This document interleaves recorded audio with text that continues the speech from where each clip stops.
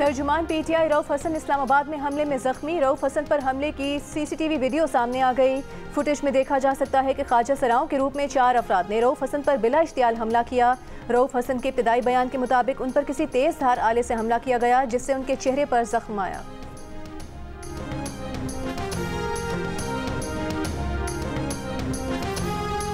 Senator Faisal Vawda ने कहा है कि आला अदालतों के जज इंसाफ नहीं दे पा रहे। मातहत अदालतों के जज भी ज़ाब्तों की खिलाफ वर्जी की निशानदेही कर रहे हैं। सेनेट इजलास के दौरान फैसल वावडा का कहना था कि भुट्टो साहब को फांसी देने वाले जज को सजा क्यों नहीं दी। नवाज शरीफ को ब्लैक लॉ डिक्शनरी से मदद लेकर सजा सुना दी गई। बोले उन्होंने एक तकरीर की, उसके एक एक लफ्ज पर कायम है।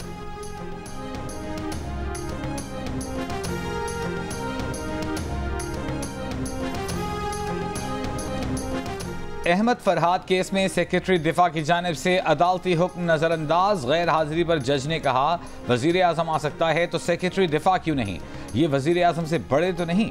जस्टिस मोहसिन अख्तर कियानी का जुमे को सेक्रेटरी दिफा को हाजिरी यकीनी बनाने का हुक्म। अहमद फरहाद को रिहा कराने की यकीन दहानी पर जज ने अटॉर्नी जनरल मंसूर उस्मान अवान से पूछा कि आपने इस बात पर हुकूमत से मशवरा कर लिया है। अदालती हिदायत के बावजूद तफ्तीशी ऑफिसर सेक्टर कमांडर का बयान लेने में नाकाम। अदालत को बताया कि सीनियर ऑफिसर नहीं थे, जूनियर से बात हुई। वजारत दिफा ने तहरीरी बयान दिया है। जस्टिस मोहसिन अख्तर कियानी ने पूछा क्या वो पुलिस को दिया गया 161 का सरकारी बयान है। पुलिस को पता होना चाहिए कि उन्होंने क्या करना है। अदालत तफ्तीश में मुदाखलत नहीं करेगी। मजीद समाअत जुमे तक मुलतवी।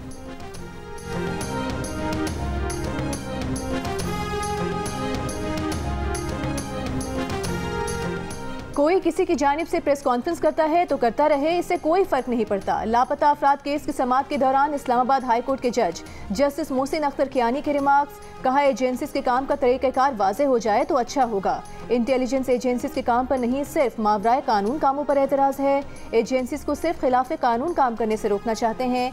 अटॉर्नी जनरल मंसूर उस्मान अवान ने कहा कि लापता अफराद के मसले का सियासी हल निकाला जा रहा है। मामला काबीना के इजलास में भी उठाया जाएगा, जिस पर जस्टिस मोहसिन अख्तर कियानी ने कहा कि इसका मतलब है कि आप मानते हैं कि ये एक सियासी मसला है। जंग में भी सफ़ेद झंडा लहराकर ही सीज फायर किया जाता है।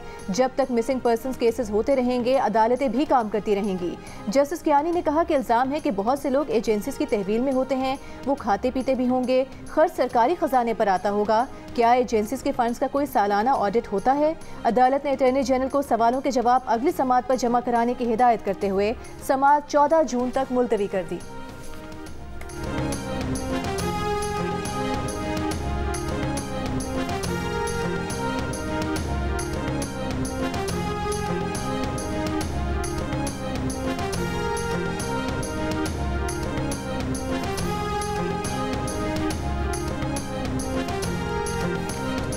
टेरियान वाइट केस में बानी पीटीआई की नाअहली की दरख्वास्त खारिज। इस्लामाबाद हाई कोर्ट के जस्टिस तारिक जहांगीरी ने रिमार्क्स दिए कि बानी पीटीआई की नाअहली के लिए दरख्वास्त पहले ही बेंच खारिज कर चुका है। अक्सरियती फैसला पहले ही आ चुका है। चीफ जस्टिस आमिर फारूक ने खुद को बेंच से अलग कर लिया था। 2 जजेस अपना फैसला दे चुके थे। दरख्वास्त गुजार के वकील ने कहा आप एक तारीख दे दें ताकि मुआवजत कर सकूं। जस्टिस तारिक जहांगीरी बोले जो दरख्वास्त खारिज हो चुकी उसमें कैसे रिलीफ दे दें।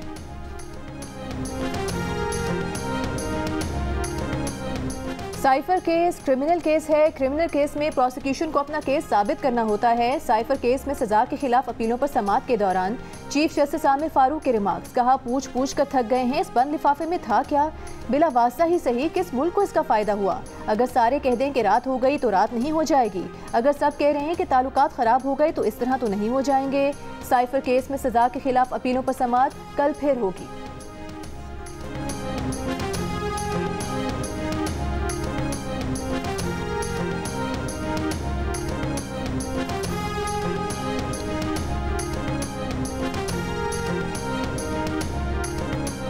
$300 अरब रुपए की गंदम दरामद के स्कैंडल की तहकीकात। वज़ीर आज़म शहबाज शरीफ की मंजूरी के बाद नाक़िस मनसूबाबंदी और गफलत बरतने के इल्ज़ाम में वफाकी वज़ारत नेशनल फूड सिक्योरिटी के 4 अफसर मुअत्तल।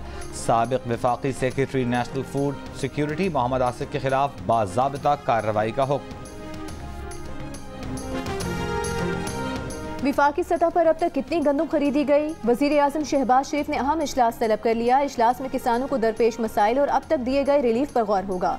खैबर पख्तूनख्वा हुकूमत की पंजाब के काश्तकारों से गंदम की खरीदारी जारी। सूबाई महकमे खुराक के मुताबिक अब तक पंजाब के काश्तकारों से 37,000 मेट्रिक टन, पास्को से 1,35,000 मेट्रिक टन गंदम खरीदी गई। बलूचिस्तान में गंदम की खरीदारी अब तक शुरू न हो सकी।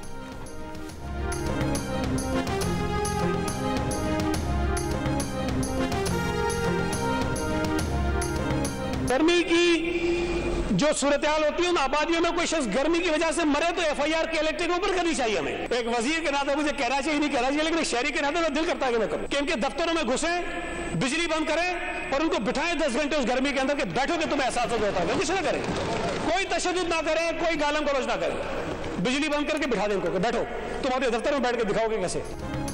के इलेक्ट्रिक वालों के दफ्तर में घुसकर उनकी बिजली बंद कर दो। सिंध हुकूमत के वजीर सईद गनी की तरगीब। सूबाई असेंबली इजलास में के इलेक्ट्रिक पर ताबड़तोड़ हमले। कहा इनके दफ्तरों में घुसकर इनकी बिजली बंद करो ताकि इन्हें एहसास हो, इन पर कोई तशद्दुद या गालम गलोच न किया जाए, सिर्फ बत्ती बंद कर दो।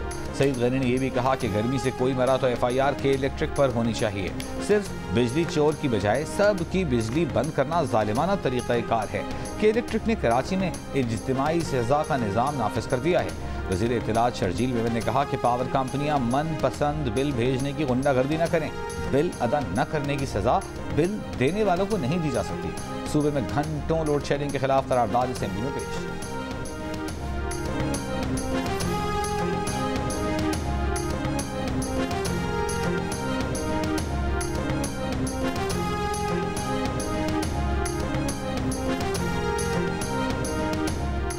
पंजाब असेंबली ने हत्या इज्जत बिल 2024 मंजूर कर लिया। बिल से मुतालिक अपोजिशन की तमाम तरमीम मुस्तरद। अपोजिशन ने बिल को काला कानून करार दे दिया। हुकूमत का दावा है कि फैलाई जाने वाली झूठी गैर हकीकी खबरों पर हत्या इज्जत का केस हो सकेगा। यूट्यूब, सोशल मीडिया के जरिए फैलाई जाने वाली जाली खबरों, जाती जिंदगी, अवामी मकामात को नुकसान पहुँचाने के लिए फैलाई जाने वाली खबरों पर कार्रवाई होगी। हत्या की इज्जत के केसेस के लिए ट्राइब्यूनल बनेंगे जो 6 माह में फैसला करने के पाबंद होंगे। हत्या की इज्जत बिल के तहत 30 लाख रुपए का हर्जाना होगा।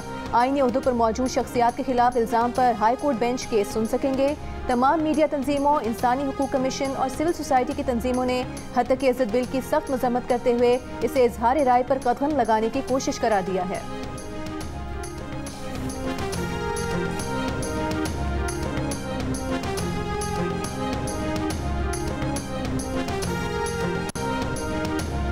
कौमी असेंबली में अपोजिशन लीडर उमर अयूब का कहना है कि आइन के मुताबिक किसी की जुबान बंदी नहीं की जा सकती। काले कानून के खिलाफ कौमी और सूबाई असेंबलियों में मुजाहिमत करेंगे। साबिक सेनेटर मुस्तफ़ा नवाज खोकर ने कहा पंजाब में हत्या की इज्जत के कानून के बाद टिकटॉकर्स, सोशल मीडिया, हत्या के व्हाट्सएप मैसेजेस पर भी लोगों के खिलाफ शिकायत और जुर्माना किया जा सकेगा। सहाफ़ी और यूट्यूबर्स भी इसकी जद में आएंगे। ट्राइब्यूनल का कंट्रोल भी हुकूमत के पास होगा। नून लीग की तो ये हालत है कि और कोई खिदमत सादे लायक। रहनुमा पीपल्स पार्टी रजा हारून ने कहा कि मरीम नवाज की नीयत ठीक हो सकती है, लेकिन हत्या की इज्जत बिल को मानी खेज बहस और स्टेक होल्डर से मशावरत के बगैर जल्दबाजी में पास किया गया। इस इक़दाम ने हत्या की इज्जत बिल को इंतहाई मुतनाज़ बना दिया है। बिल पर दोबारा गौर करते हुए इत्तेफाक राय पैदा किया जाए। PTI रहनुमा बाबर आवान ने कहा कि सहाफ़ियों के लिए बनाया गया कानून नहीं चलेगा। PTI सहाफ़ियों के साथ खड़ी है। काले कानून के खिलाफ अदालतों से रुजू करेंगे।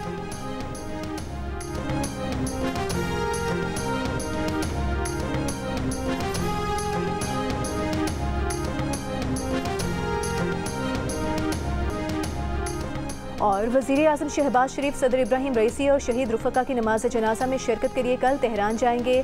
तेहरान में कौमी सतह पर नमाज जनाजा रहबर इनकलाब इस्लामी सैयद अली खामनई पढ़ाएंगे। रुफ़का की नमाज जनाजा और तदफीन इमाम अली रज़ा के रोज़े में होगी।